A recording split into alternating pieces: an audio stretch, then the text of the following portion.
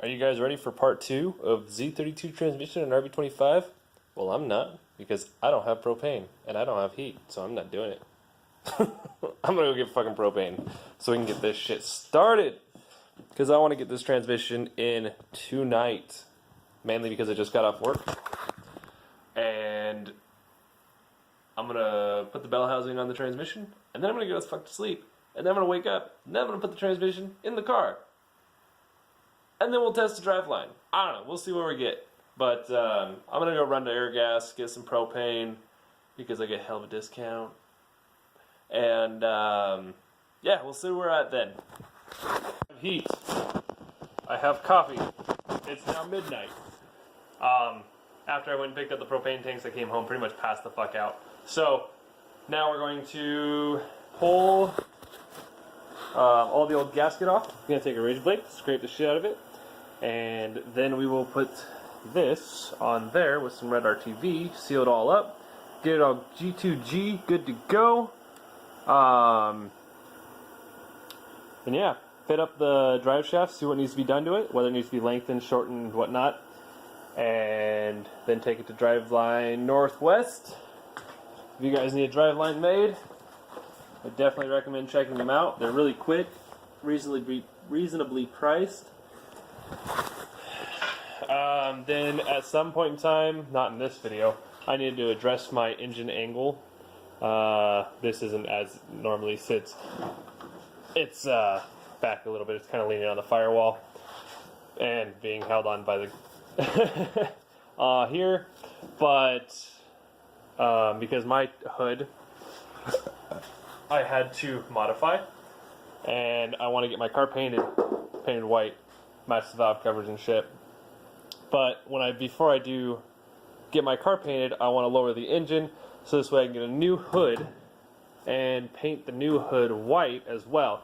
I might paint this one black temporarily and just have this as the shitty hood until I can get the hood or the engine lowered, and then paint the car white, and then we'll just paint the hood at a later time. Alright, let's get this thing put back together.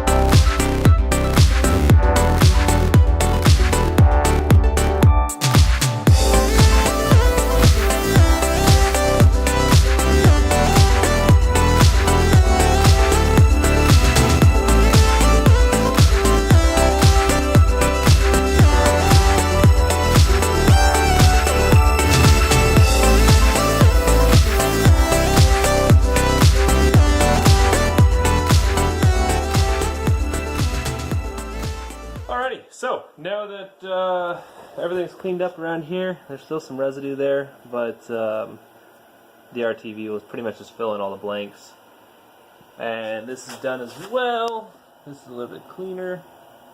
So we're gonna lay down some beads across here with the RTV. Then we're gonna wipe this down one last time. And I got this up on a tire, so this way there's room for the input shaft to go through and not touch the ground. And then we'll essentially just lay it through and then start bolting it down very slowly, just kind of giving it a little bit of room. And then once it starts coming out the sides, then we'll let it sit for half an hour or so and then tighten it down the rest of the way. That will make a very good seal, because essentially what that does is it lets it temper itself rather than just squishing everything out the sides. So I'm going to get on that now, so back to time lapse.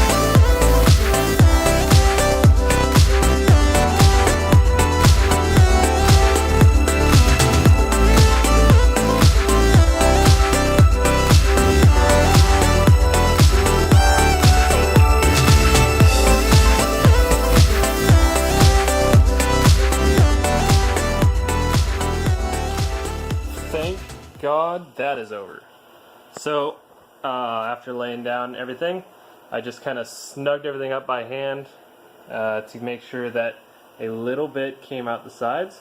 And now what we're going to do is we're going to wait, I think it's a half an hour, might give it 45 minutes just to be sure, and then we're going to tighten down the rest of the way.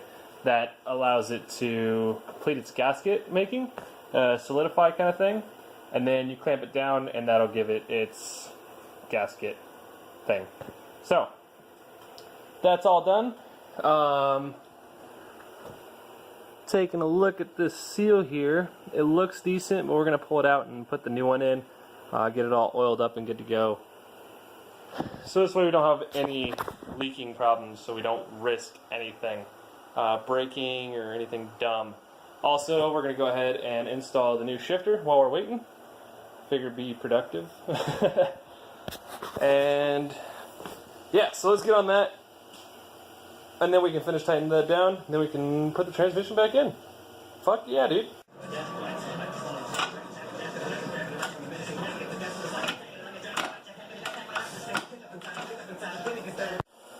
Alrighty, so I kind of got in a groove, guys. Sorry about that. So, new shifter, bracket. Like I said, the old one was kind of a flimsy up and down thing. This is a hard mounted, and it's shorter, so I essentially got rid of the linkage in the center, and as you can see, it's just right there. And this is a short shifter as well, which is, with my extended shift knob, it's perfect just the way I like it. Also, transmission's tightened down. Looks like we got a good seal all the way around. Hopefully it doesn't leak. Also, I didn't realize that I had a spare input shaft seal, which goes in this casing. So I went ahead and replaced it, and then put the cover back on and tightened everything down nice and snug. So as of right now, all I need to do is go to AutoZone to get the Driveshaft seal, or order one, because you can't just go pick them up, of course. We need to put the transmission in the car now. It's ready to go back in. It's all done. I don't know. I guess it was way too easy. So if you guys need an rb25 transmission, so the transmission cost me $300 with the shifter, and then the shift bracket cost me $124, some silicone, and a new gasket. So we're looking at maybe $500, $520. And then if I ever need to change this transmission out, then it's just another $300, rather than spending $1,000 every time a transmission blows because you're out beating the shit out of it and don't give a fuck. Alright, so let's go ahead and put the transmission in and get the drive shaft measured to see how much needs to be added or cut. I don't know yet. We're going to see. Alright.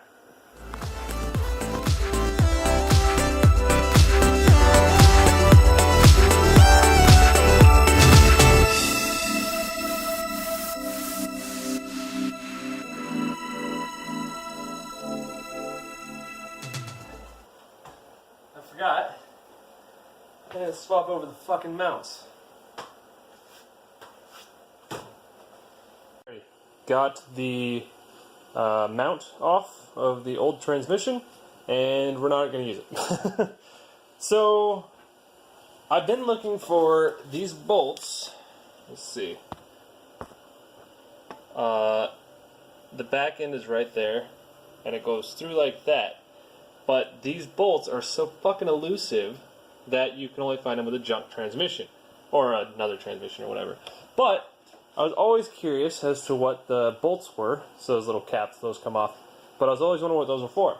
Apparently, there is a block that becomes the lowest point of your transmission. So if you're going to bottom your car out while you're driving hard, then you're not going to bottom out on your transmission, you're just going to bottom out on that nub. So I'm going to fucking leave that thing on, because I don't even know if I've ever done that before. But I don't want to risk it. And if I have a chance to prevent myself from doing it, awesome. So, this thing's ready to go in. I got my cross member right here.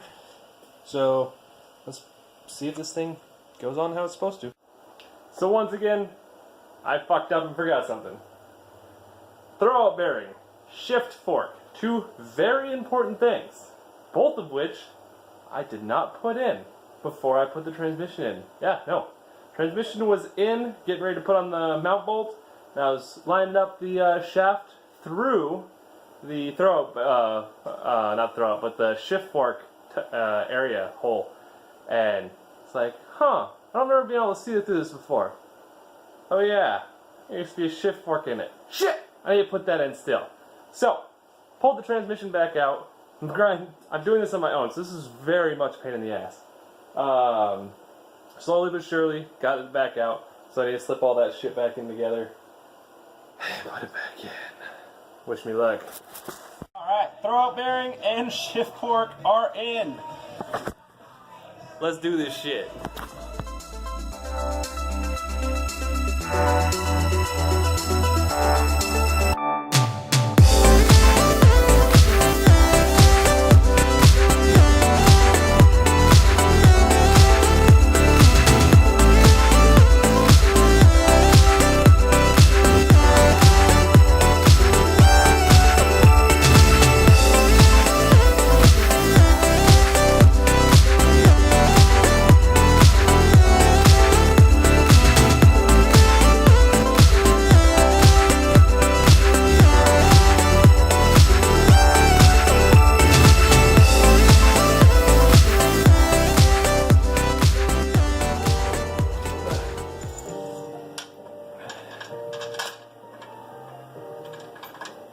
That's how you do it, kids.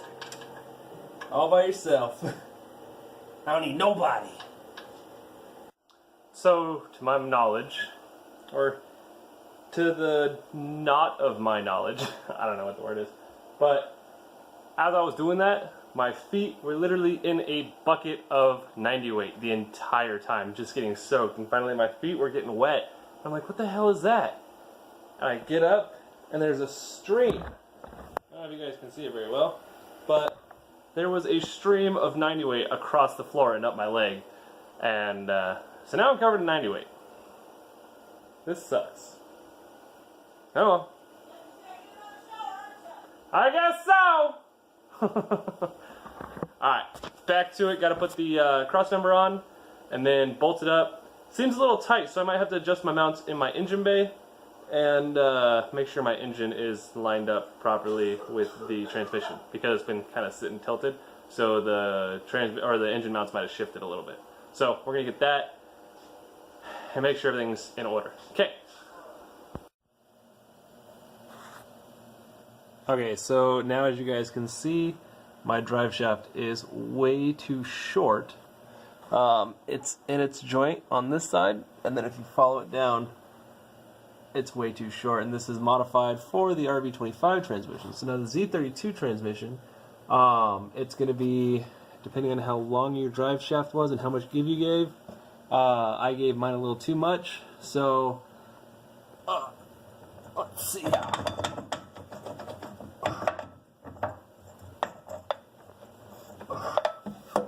Alright, so this gap is about 3.5 inches for me.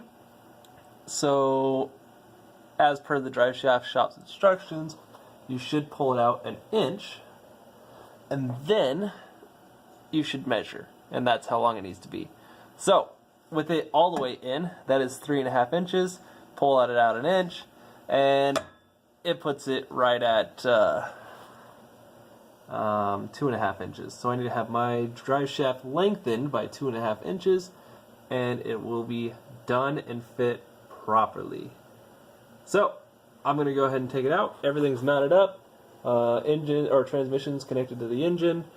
Mounts are done. I need to get some washers for this to make it fit properly, and then just the drive shaft now, and then my car will be good again after I put transmission fluid in. Alright, so I'm going to go ahead and end this video here. Transmissions back, or new transmissions in, and just need to get the drive line adjusted at this point. So it's sitting right here. As soon as the drive shaft shop opens, it's about 6 o'clock in the morning right now. I'm going to go play video games for a little bit, and once it opens, I'll go drop it off. It'll be good. and I also need to get a seal, rear driveshaft seal. So, what did we need for this swap? We needed, if you want the shifter in the proper or close to the same position that it was in when you had the rb25, you need the xcessive shifter mount, which I will put the link to that in the description. You will also need a new driveshaft or an adjusted driveshaft and seals all the way around, so 3 seals, some RTV to mate the new bell housing and the transmission.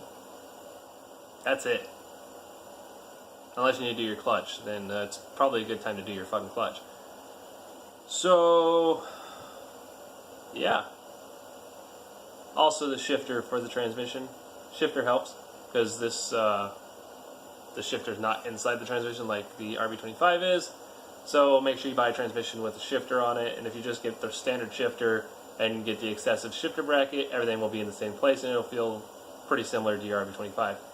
I will do a review on the transmission versus the rb25 to see how it feels, see if there's any notable differences with RPM ranges and whatnot. I am running very small tires. I'm running a 15 by, a 205 50R15s, both front and rear, so my gearing is a little fucked. I want to go to 17s, but that's going to take some time. Okay, so, like this, if this helps you, hit the like button. If you want to watch more videos, hit the subscribe button. And if you know somebody that needs to know how to do this, share it. Let them know. I mean, I can't explain it any more than what I had unless I've just videotaped the entire process. So, I hope you guys enjoyed, and as always, stay sideways.